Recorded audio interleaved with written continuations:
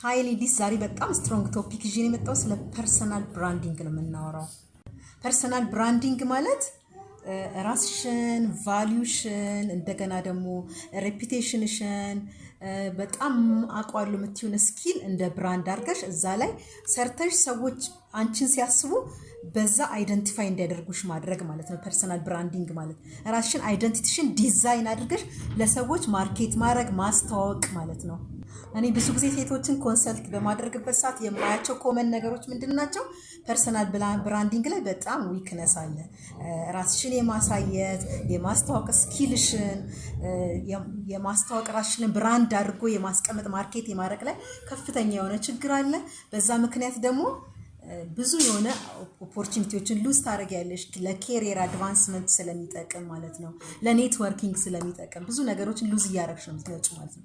ስለዚህ ዛሬ አጠር አድርጌ እንዴት አድርገሽ ፐርሰናል ብራንድሽን ዴቨሎፕ እንደምታደርጊ እንነጋገራለን ማለት ነው። ለማታውቁኝ ይሄ እኔ የወመን ኢምፓወርመንት ኮች ነኝ። አብራችን ቆይ። ፐርሰናል ብራንዲንግ እንግዲህ ጥቅሙ የተለያዩ ኦፖርቹኒቲዎችን ይከፍትልሻል። ስራሽን ለማሳደግ ብትፈልጊ፣ ቢዝነስ ካለሽ ቢዝነስሽን ለማሳደግ ብትፈልጊ በጣም ብዙ ኦፖርቹኒቲዎችን የሚከፍት ብዙ ጊዜ ግን ሴቶች ያልተጠቀሙበት ነው። ፐርሰናል ብራንድ የሚተገበርበት ሁለት ዋና ነገሮች አሉ። የመጀመሪያውና ዋነኛው ነገር ምንድነው? ዩኒክ አይደንቲቲሽን አይደንቲፋይ አድርጊ። ሴሊንግ ፖይንትሽን ወቂ። ሁሉም ሰው የራሱ ዩኒክ የሆነ አይደንቲፋይ የሚደረግበት ሴሊንግ ፖይንት አለ፣ ወይም ደግሞ ኤክሰለንት የሆንሽበትን ፖይንት ያን ነገር ቢዝነስም ላይ ከሆነ እንደገና ደግሞ የምትመሪው ድርጅትም ከሆነ ድርጅት ውስጥ ሰራተኛ ተቀጥረሽ ምሳሌም ሆኚ ኤኒ ሴሊንግ ፖይንትሽን በመጀመሪያ አይደንቲፋይ አድርገሽ እወቂ። አንደኛ። ሁለተኛው ደግሞ ምንድነው?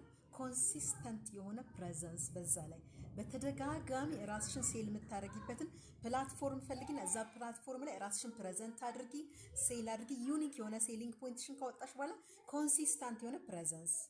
ግልጽ ነው። ኮንሲስታንስ የሆነ ፕሬዘንስ ማለት ራስሽን ኮንሲስተንትሊ ሾው አፕ ማድረግ፣ ስኪሎችሽን ማሳየት፣ የምትሸጪውም ኤኒ አይተም ሊሆን ይችላል። ያንንም ኮንሲስተንትሊ ማስተዋወቅ።